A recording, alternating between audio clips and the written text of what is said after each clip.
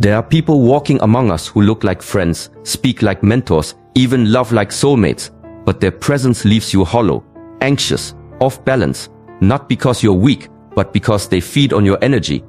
In the ancient Shaolin path, we were taught that not all enemies come with swords, some come with smiles.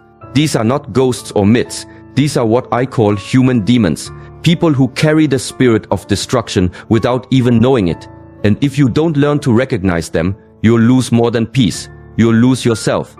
In this video, I will guide you through 5 powerful signs that reveal when you're dealing with a human demon. These signs are not based on superstition. They come from years of internal observation, spiritual discipline, and understanding how energy moves through the body and mind. You'll learn how these people distort reality, drain your clarity, and twist your own virtues into weapons. And more importantly, you'll learn how to see it early, before the damage is done. The path of Shaolin is not about fear, it's about discernment. To walk in peace, you must know the shape of war, even when it wears a kind face. Stay with me until the end of this video. What you hear may explain things you felt for years but never had words for. This is Shaolin Soul Fire. If you're walking the path of self-mastery, stillness, and spiritual strength, subscribe now. Your discipline protects your soul, but your awareness, that's what keeps you free. There's a kind of tiredness that sleep cannot fix. You walk away from a conversation and something feels off. The room is quiet, but your thoughts are loud, heavy, spinning. This is not ordinary exhaustion, it's a leak in your energy field. The ancient masters understood energy not as a symbol, but as a living current.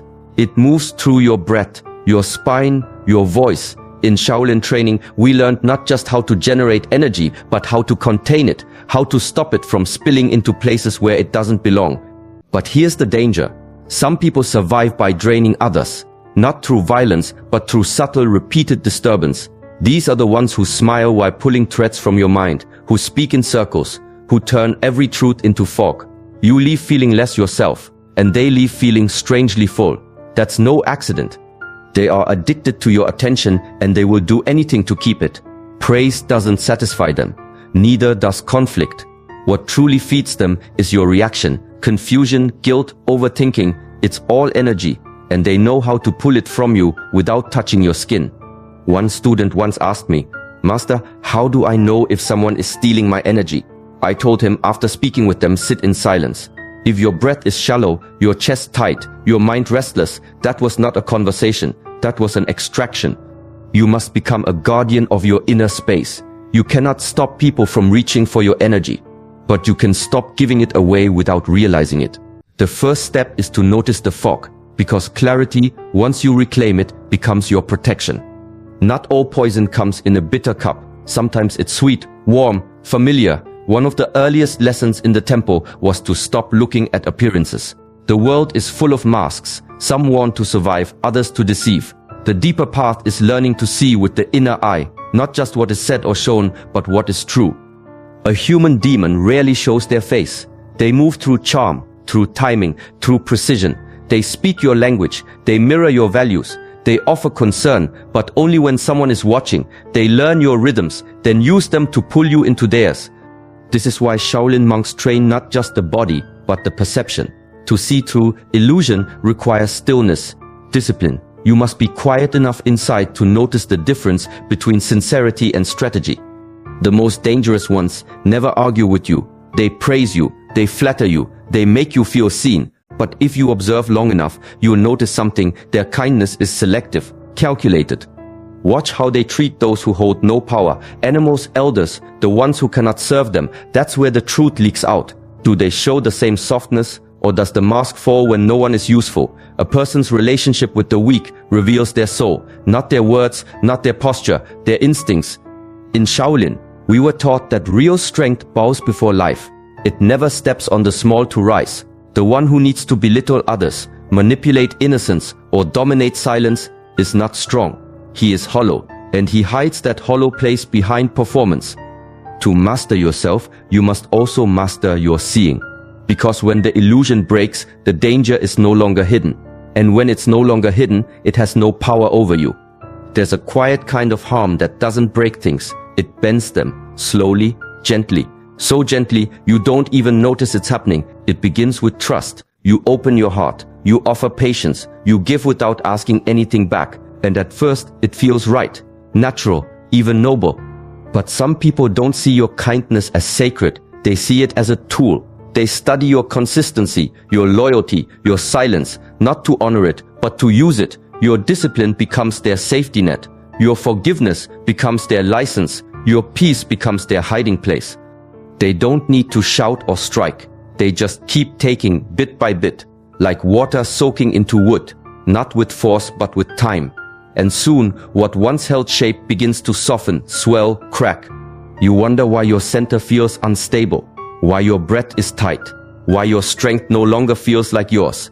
This is the erosion, not of your character, but of its clarity. In Shaolin thought, discipline is not just about effort, it's about guarding what is sacred within you. Loyalty must serve truth, kindness must serve wisdom, otherwise they become weapons in the wrong hands. The mind must stay awake, even while the heart stays open. Mindfulness is the shield. It's what allows you to feel the first signs of rot, not when things break, but when they begin to drift. When your yes becomes too automatic. When your silence becomes avoidance. When your strength starts to feel like submission. In that moment, awareness becomes your sword, and the erosion stops. Because no one can twist what you refuse to abandon. Some wars are not fought with fists. They're fought in silence, behind words, in the spaces where doubt grows. A human demon doesn't always want to hurt you. They want to own how you see, how you think, how you feel. They want to sit at the center of your mind and rearrange the furniture. Bit by bit, you stop trusting your memory, your instincts, your body signals. You begin to second guess what you know is real. This is not an accident, it's a strategy, one of the oldest forms of control. If they can distort your clarity, they don't need to control your actions. You'll do it yourself. In Shaolin, clarity is not optional. It's power. It's survival. Without clarity, you cannot master movement. You cannot choose the right moment to strike or the right moment to be still.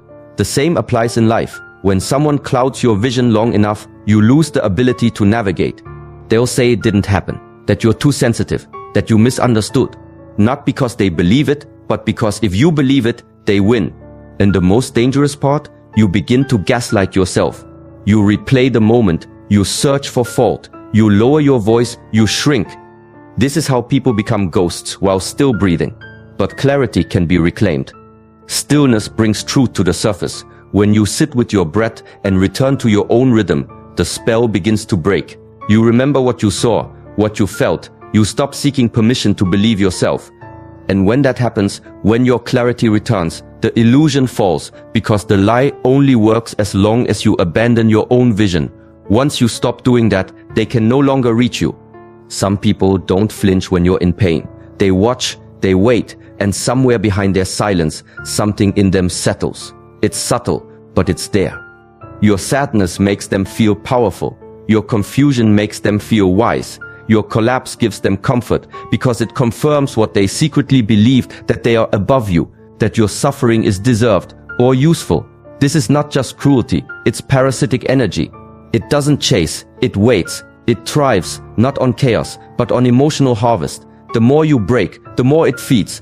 In the Shaolin tradition, compassion is not weakness, it's the highest discipline. A true practitioner feels the pain of others as a call to presence, not superiority. When someone winces at another's wounds, it's because they remember their own. But when someone smiles at your tears or softens at your despair, that's not compassion, that's hunger. These people don't always attack. Sometimes they sit close, offering just enough comfort to keep you near. Not because they care, but because your pain keeps you small. And as long as you're small, they don't have to face their own emptiness. The old masters said demons don't always strike. Some of them study, some of them listen. But their heart is cold. Their stillness is not peace, it's control. One way to see the truth: speak your joy. Watch how they react.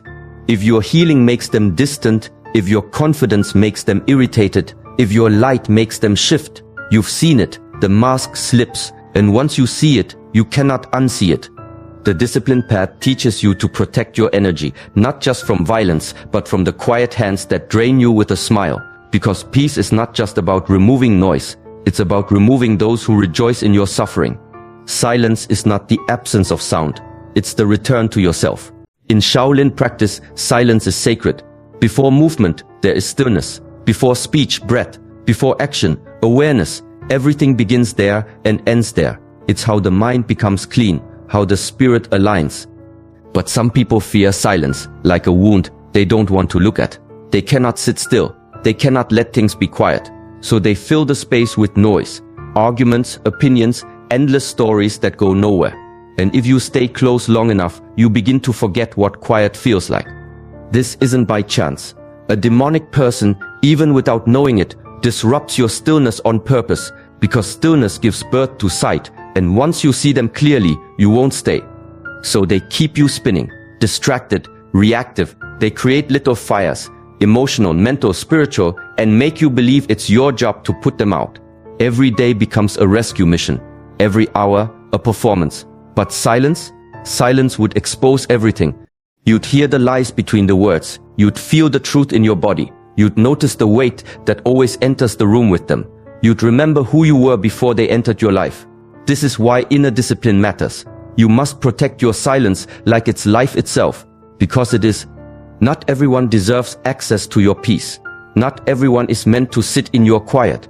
If someone cannot stand stillness, if they always need you off balance, always need something wrong, they are not feeding your spirit. They are hiding from their own. Silence reveals, and what it reveals frees you.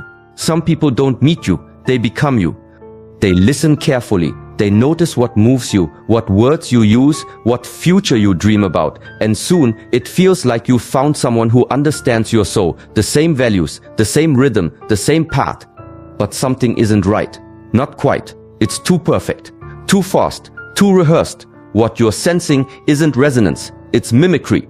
In the ancient part, students were warned not just of open enemies, but of the ones who reflect your light back at you, not to honor it, but to use it. These are not companions. They are mirrors shaped by intent, and the reflection they offer is bait. They make you feel seen, so you'll stop seeing them. They match your inner world, so you'll let down your guard. And once your trust is open, they begin their work, not always malicious, but always consuming. This is where inner observation becomes essential.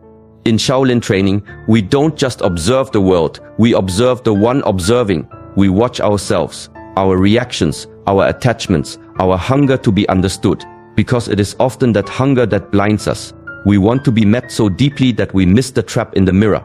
A false mirror reflects everything except truth. So pause, watch, let time reveal what charm tries to conceal. Real connection doesn't rush, it doesn't imitate, it stands on its own center. When someone is too much like you, ask, who are they when you're not around?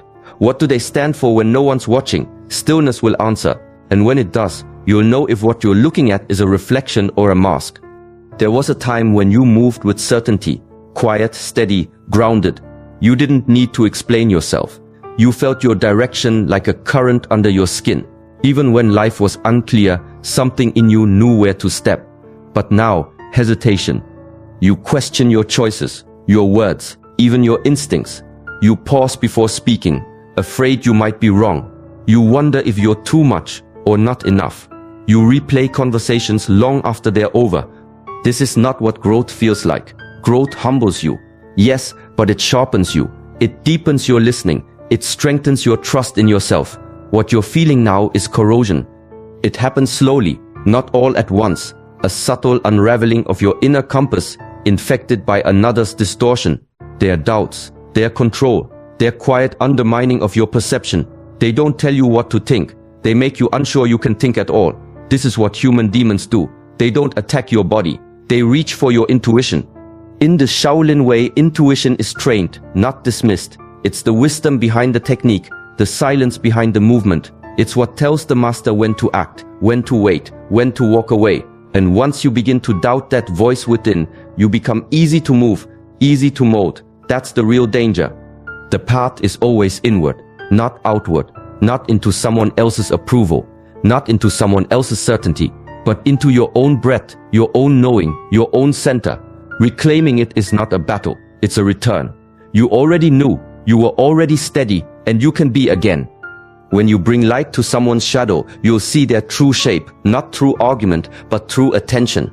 When you grow, when you heal, when you begin to stand tall again, watch who grows quiet. Watch who tightens. Watch who tries to pull you back. That's your answer. A human demon can't survive your awareness. Because awareness is presence. And presence is power. They can only live in confusion, in chaos, in the space between who you are and who you've forgotten to be. But now, you remember, your clarity is your protection. Your stillness is your shield. And your ability to walk away, not with hate, not with fear, but with peace, that's the highest discipline. So as you move through your day, stay mindful, listen inward, guard your energy with wisdom, not walls, and trust that anyone disturbed by your peace was never aligned with it to begin with. Thank you for walking this path with us. If this teaching has helped you see more clearly, support our journey by liking the video and subscribing to our channel Shaolin Soulfire. Walk gently, stay awake, and honor the stillness within you.